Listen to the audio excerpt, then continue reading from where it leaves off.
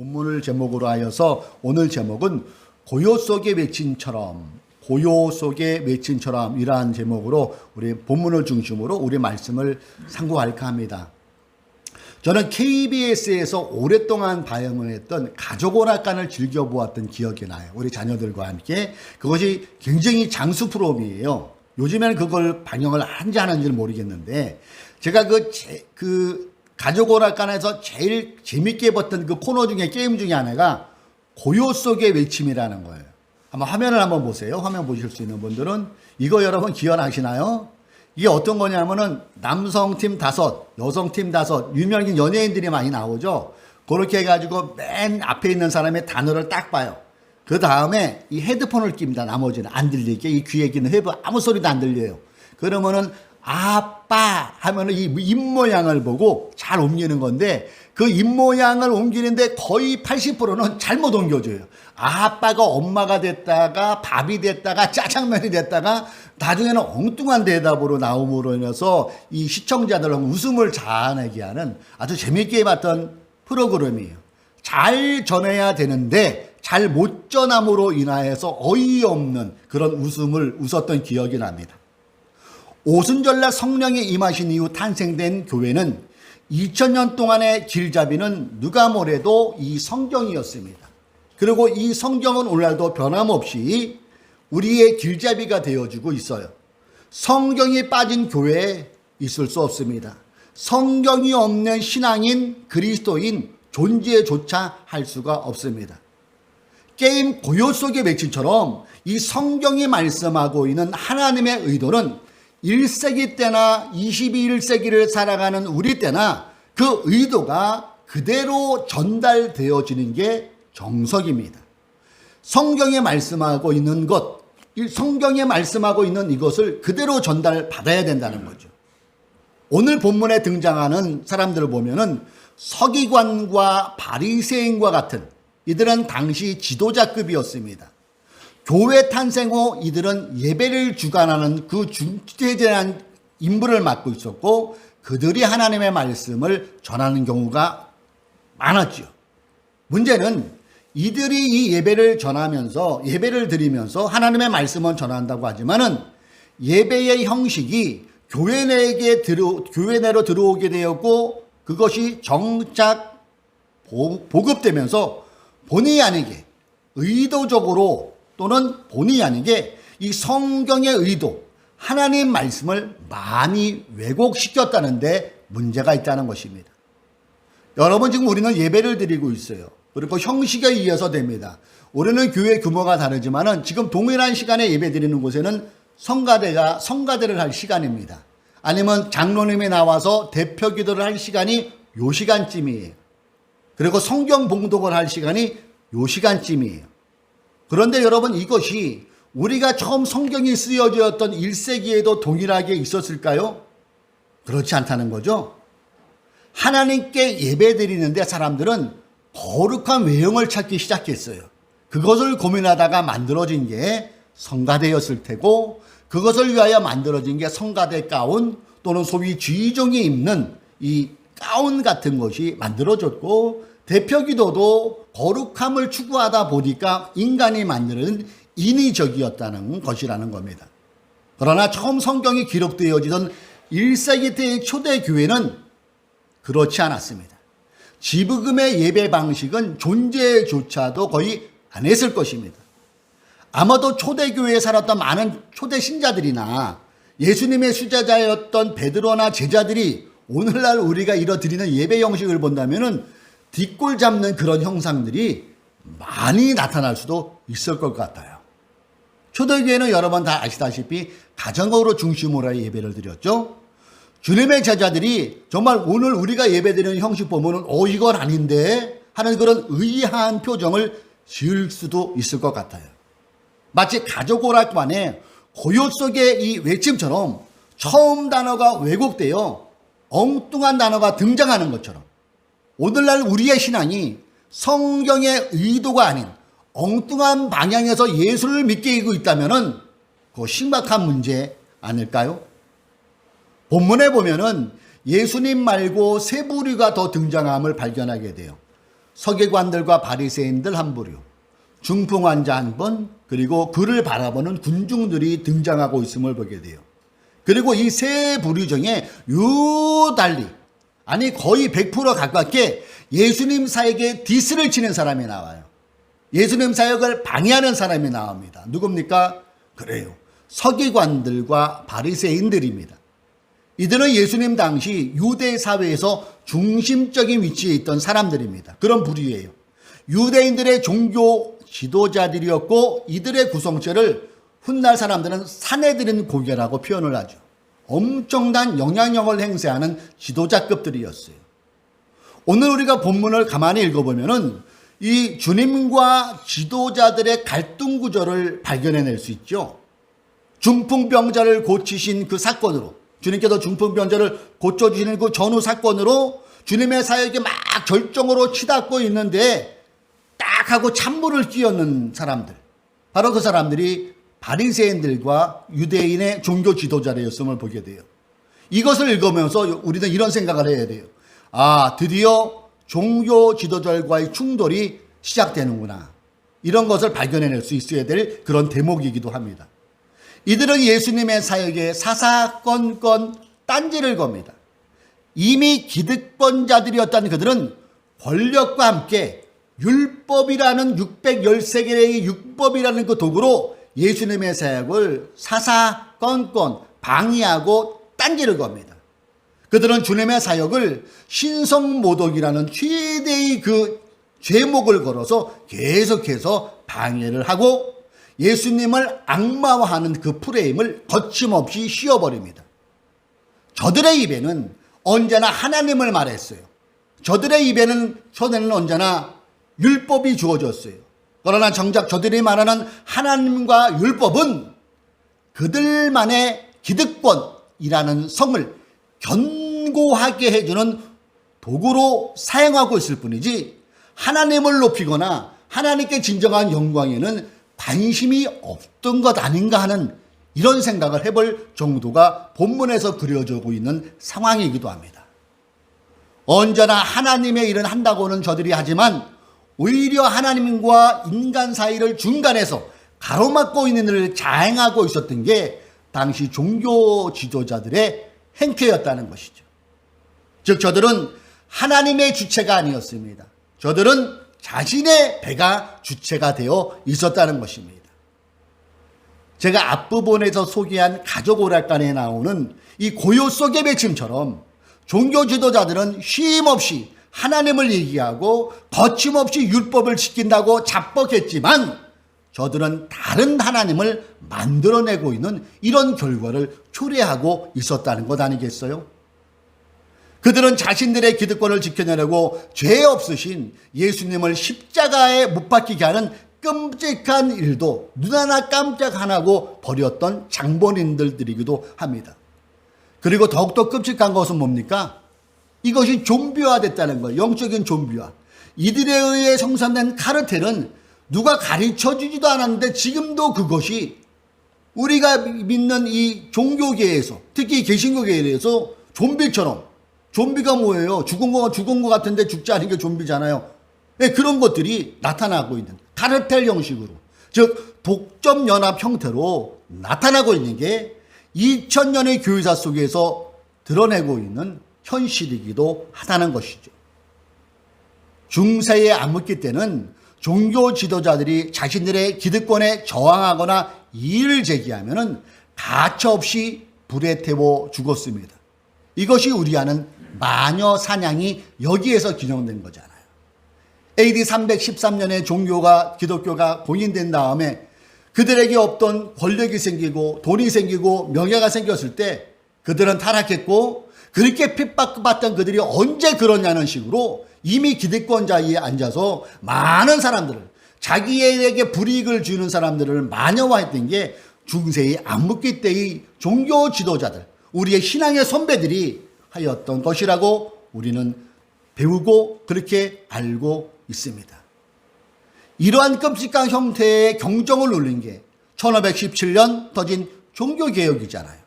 마르틴 루터를 위시로 한 많은 종교개혁자들이 저거는 안 된다, 이런 부조리는 안 된다, 이렇게 되면 하나님이 없는 거다. 그렇게 해서 종교개혁이 불의처럼 일어났고 여기에 많은 주변의 국가들이 호응을 해서 개신교가 탄생되지요. 처음에는 너무나도 좋았습니다. 하나님께서 통치하시는 그런 아름다운 나라가 되는 줄 알았어요.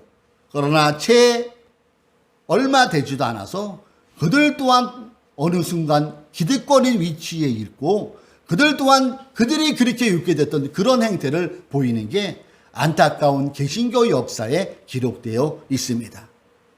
종교개혁 정신으로 탄생한 개신교회는 이러한 기득권을 존재하지 않았지만 그렇지 않고 똑같이 따라가는 그런 우를 범하게 됩니다. 그리고 이러한 기득권의 카르텔은 지금으로부터 138년 전 선교사들에 의해 우리나라에 복음이 전해졌는데 거기에 슬쩍 묻어서 우리나라에도 들어오고 한국교회에서조차 예외는 아니었습니다. 2000년 전 사내들인 공예는 예수님을 제거하기 위해 본디오를 비롯한 친로마 세력과 결탁했습니다. 종교기득권은 예수님 당시나 2000년이 지난 지금이나 정치 세력과 결탁하는 그런 탁월한 그런 실력을 발휘하는 것 같아요. 한국교회 기득권 세력도 이 고요 속의 외치처럼 복음의 본질을 왜곡시키면서 자신들의 세를 계속해서 불려나가고 있고 지금도 그 불려나가는 것이 방해받을까봐 몸부림치는 모습들이 여기저기에서 보여지고 있다는 거예요. 여러분, 한국 우리 개신교의 뒤안길을 조금만 관심 갖고 들여다보면요, 우리 예수 믿는 우리들이 얼굴이 뜨뜻해지는 그런 광경들이 참 많이 발견됨을 보게 돼요.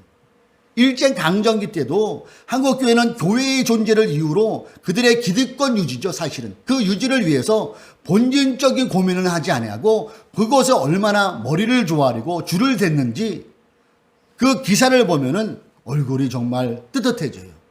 해방위에는 나았을까요? 그렇지 않더라고요. 독실한 기독교 신자라는 이승만 대통령 그 정권 때도 기득권의 카르텔은 유지되고 있었더라고요. 서북청년단 여러분 들어보셨을 거예요. 일본을 알기는 보수적인 분들은 저들이 북한의 그것 사람들을 꼭 공산당을 짜려잡기 위해서 선봉했었다고 자랑스럽게 생각하는데 과연 그럴까요? 역사에 남은 실체를 들여다보면은 그분들 자손들의 진짜 연로하신 그분들의 증언을 들어보면 그렇지 않더라고요.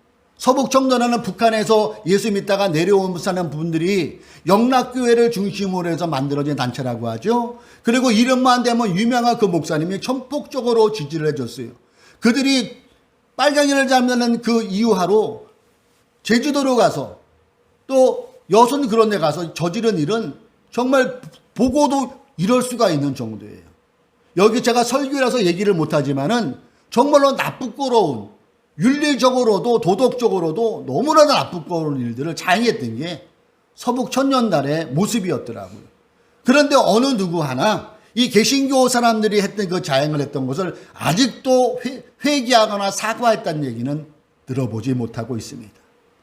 박정희 정권 때는 어떻습니까? 유신 독재에 적극 협조했고 그 대가로 모 대학생 선교단체는 지금도 종로구의 부암동에 아주 괜찮은 건물을 불화받은, 할애받은 그런 사건이 벌어지기도 했어요. 이어진 전두환 정권 때는 쿠데타를 찬양하는 국보위 조찬기 대회를 열어 살인마, 많은 사람을 죽인 그 사람을 축복해달라고 축복기도까지 한 게 개신교의 기득권이 가진 그들의 행태였고 1989년 우리가 잘 아는 한국기독교총연합회 일명 한기총이 만들어지기도 했고 그 이면에는 기득권을 지키려는 그 몸부림을 그들은 하고 있었다는 것이죠. 그리고 지금도 기득권의 득세는 계속 진행형 중에 있습니다. 오늘 우리는 본문 21절과 21절을 읽어보면 예수님과 종교 지도자들의 관심이 확연히 다름을 발견해낼 수 있어요. 21절을 제가 읽어봅니다. 서기관과 바리새인들이 생각하여 이르되 이 신성 모독하는 자가 누구냐? 오직 하나님 외에 누가 능히 죄를 사하겠느냐? 그 이면을 우리가 볼 수 있어야 돼요. 저 예수라는 젊은이가 막 사람을 막 고친다고 그러는데 오늘 또 고치려고 그러네. 야, 이러다가 우리의 향하는 그 스포트라이트 같이 얘한테 가면 어떡하지? 야, 이러다가 우리가 잘 가르쳤는데 우리 말만 잘 듣는 애들이 저 예수라는 사람 휩쓸리면 이거 곤란한데 우리 밥줄 뺏기는데, 야, 그런 의미가 이 오늘 구절 이면에 숨어 있는 내용이기도 합니다. 이때 예수님의 반응이 22절에 나타나죠. 예수께서 그 생각을 아시고 읽어버렸다는 겁니다. 저들의 저희를 읽어버렸다는 거죠. 마음을 캐치했다는 거죠. 대답하여 이르시되 너희 마음에 무슨 생각을 하느냐, 이 질문에 당시 종교 지도자들이 뜨끔했을 것입니다. 여러분, 중풍병자를 대하는 주님의 모습과 지도자들의 모습은 이처럼 접근부터가 달랐어요. 출발의 뿌리부터가 달랐다는 거예요. 예수님의 관심사는 영혼이었어요. 예수님의 관심사는 사람이었고 생명이었어요. 그러나 종교 지도자들의 관심은 자신들이 누리는 기득권이었어요. 확연히 다릅니다. 이렇게 바라보는 시각이 다르니 충돌은 불보듯 뻔할 수가 있었다는 겁니다. 저들은 자신들의 기득권을 지지해주고 있는 율법에 조금이라도 어긋나면은 신성모독이라는 죄로 걸고 넘어지는 아주 무서운 짓담들이었습니다. 기득권이 뭘까요? 저는 기득권을 한마디로 정의하자면 권력이라고 생각합니다. 기득권은 곧 권력이다. 기득권은 뭘까요? 저는 한마디로 생각할 그것을 기득권은 돈이라고 정의할 수 있다고 봅니다. 더 쉽게 말하면 밥그릇, 풍성한 밥그릇, 이 밥그릇을 뺏기지 않으려고 몸부분을 치는 세력, 이것을 저는 기득권이라고 정의하고 싶습니다. 그들은 이 밥그릇에 누가 숟가락만 얹으려고 하면 어제에 바로 좀 전에 내 친구도 적으로 관주하는 사람들이 그들의 행태였어요. 달려 물어뜯습니다. 예수님 당시 유대 사내들인을 중심으로 한 이들의 기득권은 침례 요한을 죽였어요. 더 나아가 예수님도 죽음에 이르게 했습니다. 이들은 거대한 괴물로 자리매김했다는 것입니다. 화면은 안 나가지만은 우리 예배에 오시는 분들은 한번 보세요. 우리 김태환 대위 군인이니까 이 영화 보셨을 것 같아요. 헐, 저는 보았습니다. 참고로 우리 김태환 형제님께서 신부가 출석했던 그 교회 담임 목사님이 오늘 이 영화에 나오는 배우 중에 찐동생이에요. 친동생. 예. 이게 예상이 지금 400만 돌파됐더라고요, 벌써. 우리나라에서 올해 범죄도시 3, 그 1000만 이후에 유일하게 이게 1000만을 예상하고 있더라고요.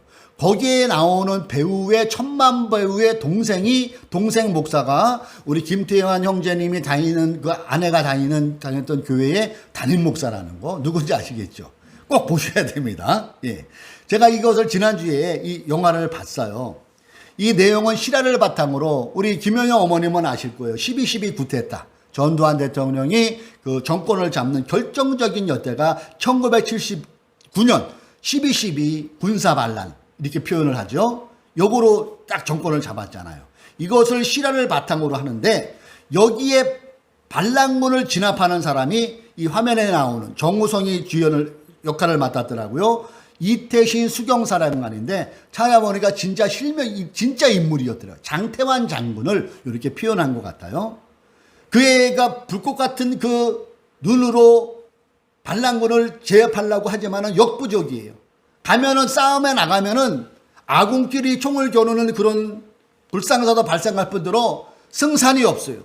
그때 부하들이 말립니다. 장군님, 이미 전세는 기울었습니다. 가지 마십시오. 그때 그가 한 이태신 수경사령관이 한 그 대사가 저는 내 마음에 예수님의 음성처럼 들렸어요. 저는 그리고 그 대사를 보고 깜깜해서 그렇지 눈물이 흘렸대도요. 그가 이렇게 얘기합니다. 전혀 이길 가능성이 없는데 이런 얘기를 하더라고요. 나는 군인이다. 원칙대로 한다. 지든 이기든 상관없다. 나는 군인이다. 원칙대로 한다. 돌격! 그 얘기가 저는 오늘 본문과 오버랩이 됐어요. 그렇죠? 저는 오늘 설교를 준비하면서 이 대사가 본문에 나는 주님의 말씀과 막 이렇게 겹쳐지더라고요. 그 얘기가, 이 장군의 얘기가 저는 이렇게 들렸어요. 나는 목사다. 나는 주의 종이다. 나는 신앙인이다. 그리스도인이다. 성공이건 실패건 그거는 상관없다. 나는 주님이 걸어가신 길을 따라간다. 이런 다짐으로 다가오게 되면서 내 마음의 꿈틀거림을 느낄 수 있으며, 이 대사에 제가 은혜를 받을 때도요, 여러분, 가족오락관 고요 속의 외침 게임에서 아버지가 산으로 가신다고 말하면은 두 번째도, 세 번째도, 네 번째도, 다섯 번째 마지막 말하는 사람도 아버지가 산으로 가신다가 정답이 되어지는 거예요. 아버지가 산으로 가신다가 아버지가 집으로 갔다가 전달되면은 그것은 답이 틀리는 거잖아요. 이처럼 예수 그리스도의 복음이 누구의 방해도 없이, 왜곡 없이, 가감 없이 우리 가슴에 그대로 꽂혀져야 이게 진짜 복음이에요. 이게 진짜 살아있는 하나님의 말씀이 되는 거예요. 이것이 꼬여버리고 왜곡되면은 우리가 예수 믿는 것 같지만은, 예수 잘 믿어서 부자가 될 것 같지만은 실상은 예수 잘못 믿는다는 것을 본문은 우리에게 말씀해주고 있다는 것입니다. 그동안 한국교회의 기득권 세력은 하나님과 인간 사이를 막는 인들을 너무나도 많이 재앙했어요. 기득권 세력이 너무나 많이 복음을 왜곡시켜 왔어요. 예수 믿으면 무조건 잘 된다, 무조건 복만 받는다. 오늘날 나타나는 결과는 뭡니까? 교회의 내 동기 목사, 후배 목사들이 교회 개척을 하고 교회 자리를 알아보면요, 교회요, 에이, 이렇게 돼버렸어요. 이게 뭡니까? 왜곡된 복음을 믿었기 때문에 이러한 일이 발생되고 있는 것 아니겠어요? 그 결과는 한국교회의 수치, 더군다나 하나님의 영광이 땅에 떨어져서 길거리에서 예수 믿으시자 하면은 정신병자 대하듯이 그런 게 오늘날 우리가 믿는 저급한 예수교가 되어버렸다는 것, 너무나도 가슴이 아픕니다. 사랑하는 성도 여러분, 성경을 바로 읽읍시다. 그리고 스스로 읽읍시다. 주일날 목사에게 다 믿지 마시고 여러분의 성경을 펼쳐서 읽으셔야 돼요. 그리고 그 속에서 내 스스로 하나님의 마음, 예수 그리스도의 정신, 예수 그리스도의 그 마음을 읽어낼 수 있어야 돼요. 이래야 속지 않습니다.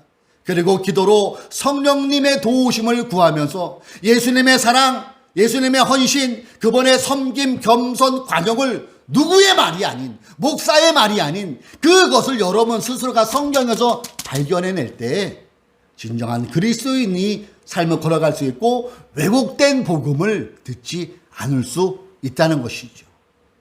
성경을 읽으십시오. 그리고 고민하십시오. 묵상하십시오. 그리고 그 깨달음을 삶에 적용하십시오. 이것이 우리의 일상에서 반복될 때 세상 속의 교회, 세상 속의 그리스도인, 세속 성자로 우리가 살아갈 수 있을 것이며 하나님 나라가 내 주변에서 확장되는 놀라운 은혜를 체험하게 될 것입니다. 성경은 오늘도 고요 속의 외침을 저와 여러분에게 외치고 있어요.